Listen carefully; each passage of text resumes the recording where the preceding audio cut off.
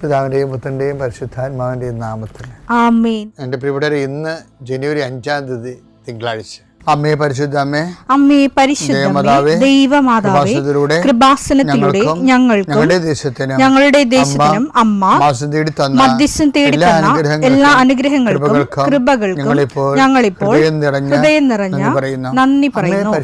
അമ്മേ പരിശുദ്ധമേ, ദൈവമാതാവേ, 2004 ഡിസംബർ 7-ാം തീയതി ഉച്ചകഴിഞ്ഞ് 2:30 കൃപാസനത്തിൽ സംഭവിച്ച അമ്മയുടെ പ്രത്യക്ഷപ്പെടലിനെ തിരുസഭയ്ക്ക് സമർപ്പിച്ചിരിക്കുന്ന പഠനരേഖകളുടെ മേൽ സഭാത്മകമായ പഠനം ആരംഭിക്കുവാൻ ഞങ്ങൾ പ്രാർത്ഥിക്കുന്നു. അമ്മേ പരിശുദ്ധമേ, ഭൂസ്വർലോകങ്ങളുടെ രാജ്ഞിയായ അങ്ങേയ്ക്ക് ഭൗമസംരക്ഷണത്തിനായി പ്രപഞ്ചപ്രകൃതിയെ തന്നെ തിരുസഭ പ്രതിഷ്ഠിക്കുവാൻ ഈ പ്രത്യക്ഷീകരണം വഴി ഇടയാക്കണമേ. പരിശുദ്ധമേ, ജപമാല മാതാവേ, സകല കൃപാസനം പ്രാർത്ഥനയോടും ചേർത്ത് ഞങ്ങളിപ്പോൾ പ്രാർത്ഥിക്കുന്ന ഈ കുടുംബത്തിന്റെ പ്രത്യേക നിയോഗം പറ മക്കളെ.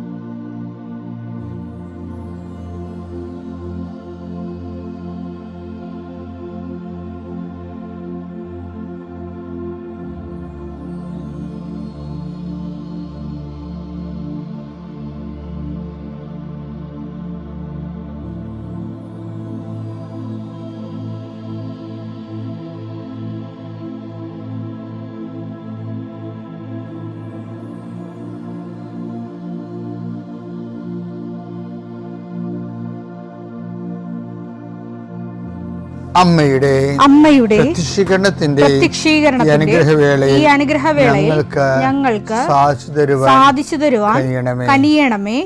ആമേൻ. വിശ്വാസ പ്രമാണം. സർവശക്തനായ പിതാവും ആകാശത്തിന്റെയും ഭൂമിയുടെയും സൃഷ്ടാവുമായ ദൈവത്തിൽ ഞാൻ വിശ്വസിക്കുന്നു. അവിടുത്തെ ഏകപുത്രനും ഞങ്ങളുടെ കർത്താവുമായ ഈശോമിശിഹായിലും ഞാൻ വിശ്വസിക്കുന്നു. ഈ പുത്രൻ പരിശുദ്ധാത്മാവിനാൽ ഗർഭസ്ഥനായി കന്യകാമറിയത്തിൽ നിന്ന് പിറന്ന് പൊന്തിയോസ് പീലാത്തോസിന്റെ കാലത്ത് പീഡകൾ സഹിച്ച് കുരിശിൽ തറയ്ക്കപ്പെട്ട് മരിച്ച് അടക്കപ്പെട്ട് പാതാളങ്ങളിൽ ഇറങ്ങി മരിച്ചവരുടെ ഇടയിൽ നിന്ന് 3-ാം നാൾ ഉയർത്ത് സ്വർഗത്തിലേക്ക് എഴുന്നള്ളി സർവശക്തിയുള്ള പിതാവായ ദൈവത്തിന്റെ വലതുഭാഗത്തിരിക്കുന്നു. അവിടെ നിന്ന് ജീവിക്കുന്നവരെയും മരിച്ചവരെയും വിധിക്കുവാൻ വരുമെന്നും ഞാൻ വിശ്വസിക്കുന്നു. പരിശുദ്ധാത്മാവിലും ഞാൻ വിശ്വസിക്കുന്നു. വിശുദ്ധ കത്തോലിക്കാ സഭയിലും പുണ്യവാന്മാരുടെ ഐക്യത്തിലും പാപങ്ങളുടെ മോചനത്തിലും ശരീരത്തിന്റെ ഉയർപ്പിലും നിത്യമായ ജീവിതത്തിലും ഞാൻ വിശ്വസിക്കുന്നു. ആമേൻ. സുഖസ്ഥനായ ഞങ്ങളുടെ പിതാവേ, അങ്ങയുടെ നാമം പൂജിതമാകണമേ. അങ്ങയുടെ രാജ്യം വരണമേ. അങ്ങയുടെ തിരുമനസ് സ്വർഗത്തിലെ പോലെ ഭൂമിയിലും ആകണമേ. അന്നു വേണ്ടുന്ന ആഹാരം ഇന്ന് ഞങ്ങൾക്ക് തരണമേ. ഞങ്ങളോട് തെറ്റ് ചെയ്യുന്നവരോട് ഞങ്ങൾ ക്ഷമിക്കുന്നത് പോലെ ഞങ്ങളുടെ തെറ്റുകൾ ഞങ്ങളോടും ക്ഷമിക്കണമേ. ഞങ്ങളെ പ്രലോഭനത്തിൽ ഉൾപ്പെടുത്തരുതേ, തിന്മയിൽ ഞങ്ങൾ രക്ഷിക്കണമേ. ആമേൻ. നന്മ നിറഞ്ഞ മറിയമേ, സ്വസ്തി. കർത്താവ് അങ്ങയുടെ കൂടെ സ്ത്രീകളിൽ അങ്ങ് അനുഗ്രഹിക്കപ്പെട്ടവളാകുന്നു.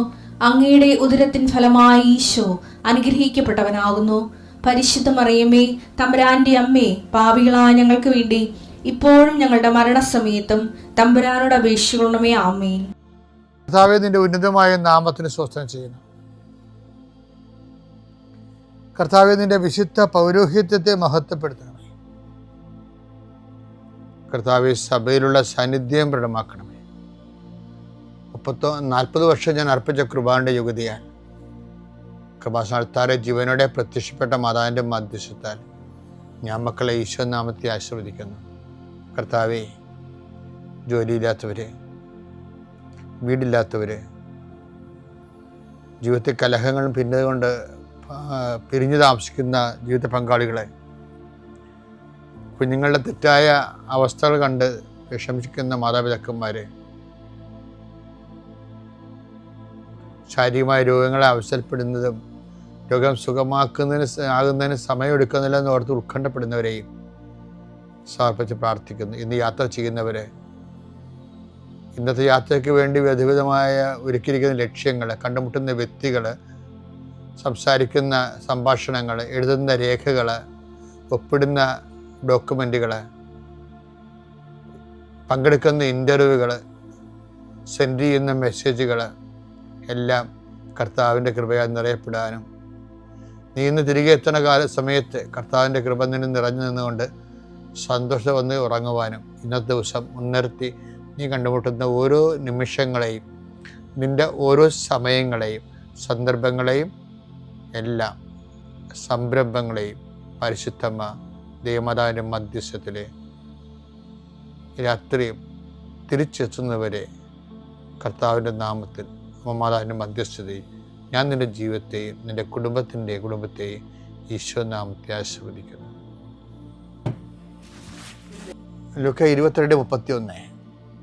ശിമയോൻ ശിമയോൻ ശിമയോൻ ശിമയോൻ, ഇതാ സാത്താൻ നിങ്ങളെ ഗോതമ്പ് പോലെ പാറ്റാൻ ഉദ്യമിച്ചു, ഗോതമ്പ് മണി പോലെ പാറ്റാൻ ഉദ്യമിച്ചു. എന്നാൽ നിന്റെ വിശ്വാസം ക്ഷയിക്കാതിരിക്കാൻ ഞാൻ നിനക്ക് വേണ്ടി പ്രാർത്ഥിച്ചു. നീ തിരിച്ചു വന്ന് നിന്റെ സഹോദരങ്ങളെ ശക്തിപ്പെടുത്തണം. അതായത് ഞാൻ കഴിഞ്ഞ കുറച്ച് വർഷം മുമ്പ് ആലപ്പുഴ റേഡിയോ സ്റ്റേഷൻ്റെ അടുത്ത് ഉള്ള പള്ളിയിലാണ് ഇരുന്നത്. എൻ്റെ പള്ളി ഇരുന്ന റേഡിയോ സ്റ്റേഷൻ കാണാം. അപ്പം അതിൻ്റെ രസം വെച്ച് കഴിഞ്ഞാൽ ഈ നമ്മുടെ ടെലിഫോൺ എക്സ്ചേഞ്ച് പോലെയല്ലേ, ഈ റേഡിയോ സ്റ്റേഷന് നല്ല 300 അടി ഉയരമാണ്, 350 അടി ഉയരമുണ്ട്. അപ്പോൾ അതിൻ്റെ എല്ലാ സ്ഥലത്ത് വെച്ച് അത് വലിച്ച് കെട്ടി നിർത്തിയിരിക്കുകയാണ്, സ്റ്റേ സപ്പോർട്ട് ചെയ്തിരിക്കുക. അത് എന്തിനാണ്? ഈ റേഡിയോ സ്റ്റേഷൻ വീഴാതിരിക്കാനാ. ഉയരം കൂടുന്തോറും നമുക്ക് സപ്പോർട്ട് കൂടുതൽ വരും എന്നുള്ളതാണ് റേഡിയോ സ്റ്റേഷനെ പഠിപ്പിച്ചൊരു പാഠം.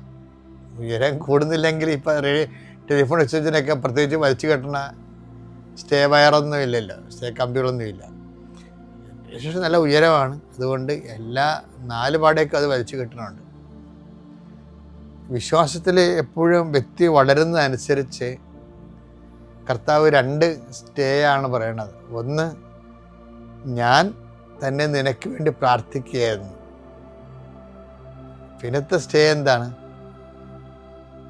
പിന്നത്തത്, നീ തിരിച്ചു വന്ന് നിന്റെ സഹോദരങ്ങൾക്ക് വേണ്ടി പ്രാർത്ഥിക്കുകയും അവരെ നിലനിർത്തുകയും ചെയ്യണം. അപ്പോൾ മറ്റുള്ളവരുടെ വിശ്വാസം കെട്ടുപോകാതിരിക്കാൻ വേണ്ടി പരിശ്രമിക്കുന്നതും നമ്മുടെ വിശ്വാസം നിലനിർത്താനുള്ള ഒരു ശ്രമമാണ്. കാര്യം നിങ്ങൾ പല ആൾക്കാരും, ഞാൻ എന്തുമാത്രം ആയിരക്കണക്കിന് പ്രാർത്ഥന ആൾക്കാർക്ക് പറഞ്ഞു കൊടുക്കുകയും പ്രാർത്ഥിക്കാൻ വേണ്ടി പ്രേരിപ്പിക്കുകയും പ്രോത്സാഹിപ്പിക്കുകയും പ്രാർത്ഥിക്കുന്നവരുമായിട്ട് ഡീൽ ചെയ്യുമ്പോൾ എനിക്ക് മനസ്സിലായത്, എല്ലാവരും പ്രാർത്ഥിക്കുന്നുണ്ട്, പക്ഷേ എന്തുകൊണ്ടാണ് പ്രശ്നം വെച്ച് കഴിഞ്ഞാൽ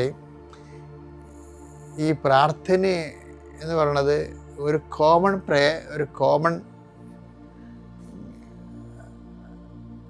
അളവിൽ, ഒരു പൊതു അളവിൽ നമുക്ക് വിശ്വാസം ഉണ്ടെങ്കിൽ നമുക്ക് പ്രാർത്ഥിക്കാൻ പറ്റും. അപ്പോൾ പ്രാർത്ഥിക്കുന്നതിന് ഒരു മിനിമം വിശ്വാസം മതി. പക്ഷെ നടക്കുന്നതിന് മാക്സിമം വിശ്വാസം വേണം. ഞാൻ പറഞ്ഞ മനസ്സിലായി നിങ്ങൾക്ക്? പ്രാർത്ഥിക്കുന്നതിന് ആർക്കും വലിയ വിശ്വാസത്തിൻ്റെ ആവശ്യമില്ല. പക്ഷെ പ്രാർത്ഥിക്കുന്നത് നടക്കണമെങ്കിൽ, ഇപ്പം നമ്മൾ പ്രാർത്ഥിക്കണത് എന്തിനാണ്? ചിലപ്പോൾ നടക്കാം, ചിലപ്പോൾ നടക്കാതിരിക്കാവുന്നതാണ്. ആൾക്കാർ പ്രാർത്ഥിക്കുമ്പോൾ തന്നെ മനസ്സിരിപ്പതാണ്, പിന്നെ പ്രാർത്ഥിച്ചതാണ് എന്ന് വിചാരിച്ചുകൊണ്ട് ഇവർക്ക് തന്നെ ഇവിടെ പ്രാർത്ഥനയിൽ കോൺഫിഡൻസ് ഇല്ല. കർത്താവ് എന്താ പറഞ്ഞതെന്ന് വെച്ച് കഴിഞ്ഞാൽ, നിങ്ങൾ ചോദിക്കുന്ന മുമ്പ് തന്നെ നിങ്ങളുടെ ആവശ്യങ്ങൾ സാധിച്ചു എന്ന് നിങ്ങൾ കരുതണം. അത് വേറെ വിശ്വാസമാണ്. മാർക്കോസ് 11:24. അതിനാൽ ഞാൻ പറയുന്നു, പ്രാർത്ഥിക്കുകയും യാചിക്കുകയും ചെയ്യുന്ന എന്തും ലഭിക്കുമെന്ന് വിശ്വസിക്കുവിൻ.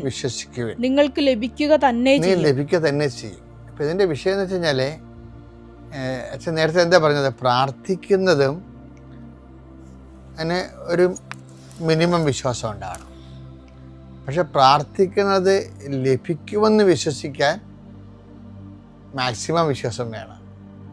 പല ആൾക്കാരും കിട്ടിയാൽ ഊട്ടി പോയാൽ ചട്ടി എന്ന രീതിയിൽ പൊട്ടക്കിണൻ്റെ മാവിട്ടെറിഞ്ഞ് എറിയണ പോലെയാണ് പല പ്രാർത്ഥന. അതെന്ന് വെച്ചാൽ അത് അവർക്ക് മിനിമം വിശ്വാസമുണ്ട്, ഒന്ന് ഫയർ ആക്കാനുള്ള വിശ്വാസമുണ്ട്, അത് പ്രാർത്ഥിക്കാനുള്ള വിശ്വാസമുണ്ട്. പക്ഷെ ലഭിക്കണമെന്ന് വിശ്വസിക്കാനുള്ള വിശ്വാസമില്ല. അത് ഒരു പ്രധാനപ്പെട്ട വിഷയമാണ്. അതെങ്ങനെ നേടാൻ പറ്റുമെന്ന് വെച്ച് കഴിഞ്ഞാൽ, പലപ്പോഴും ഇപ്പം ഈശോ പറഞ്ഞ പോലെ ഞാൻ നിനക്ക് വേണ്ടി പ്രാർത്ഥിക്കുകയായിരുന്നു. നമ്മുടെ വിശ്വാസം ക്ഷയിക്കാതിരിക്കാൻ നമ്മുടെ ആത്മബന്ധമുള്ള ആരെങ്കിലും നമുക്ക് വേണ്ടി പ്രാർത്ഥിക്കണം.